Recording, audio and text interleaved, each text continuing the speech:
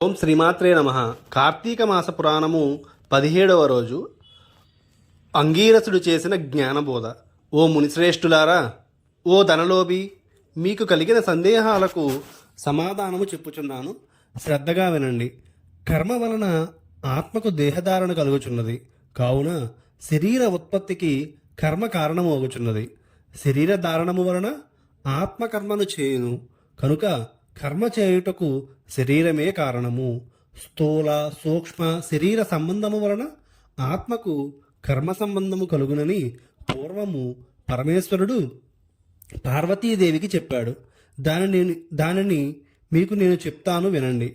ఆత్మ అనగా ఈ శరీరమును అహంకారముతో ఆవరించి ఉన్నది అని అంగీరసుడు చెప్పగా, ఓ మునీంద్ర, నేను ఇంతవరకు ఈ దేహమే ఆత్మయని భావించుచున్నాను, కనుక అహం బ్రహ్మ, నేను బ్రహ్మను అనే దానిని వివరించి చెప్పండి అని కోరాడు. అప్పుడు అంగీరసుడు, ఈ దేహము అంతఃకరణ వృత్తికి సాక్షి, నేను నాది అని చెప్పబడే జీవాత్మయే అహము అను శబ్దము. సర్వాంతర్యామి అయిన సచ్చిదానంద స్వరూపమైన పరమాత్మ నహ అను శబ్దము ఆత్మకు వస్తువుల వలె శరీరమునకు లేదు. ఆ ఆత్మ సచ్చిదానంద స్వరూపము. బుద్ధి, సాక్షి, జ్ఞానరూపి శరీర ఇంద్రియములు మొదలగునవి వ్యాపారమునందు ప్రవర్తింపజేసి వానికంటే వేరుగా ఉన్నదై ఎల్లప్పుడూ ఒకే రీతి ప్రకాశించుచు ఉండునదే ఆత్మ అనబడును.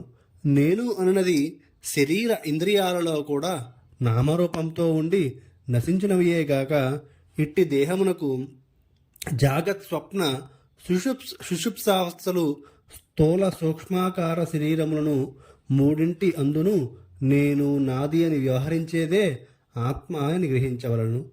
ఇనుము సూదంటు రాయిని అంటిపెట్టుకుని తిరుగునట్లు శరీర ఇంద్రియాలు దేనిని ఆశ్రయించి తిరుగుచుండునో అదే ఆత్మ. అట్లే అవి ఆత్మ వలన తమ పనిని చేయును. నిద్రలో శరీర ఇంద్రియాల సంబంధము లేక గాఢ నిద్రపోయి మేల్కొన్న తర్వాత నేను సుఖనిద్రపోతిని, సుఖంగా ఉన్నది అనుకునేదే ఆత్మ. దీపము గాజుబుడ్డులో ఉండి ఆ గాజును ప్రకాశింపచేయునట్లు ఆత్మ కూడా దేహేంద్రియాల వలన ప్రకాశింపచేయుచున్నది. ఆత్మ పరమాత్మ స్వరూపము అవుట వలన దాని ద్వారా పుత్రాదులు ఇష్టమగుచున్నారు. అట్టి విశేష ప్రేమాస్పదమగు వస్తువు ఏదో అదే పరమాత్మ అని గ్రహింపుము. తత్వమసి మొదలైన వాక్యమునందలి త్వం అను పదమునకు కించిత్ జ్ఞాత్వాది సశిష్టమందు జీవాత్మయని అర్థము.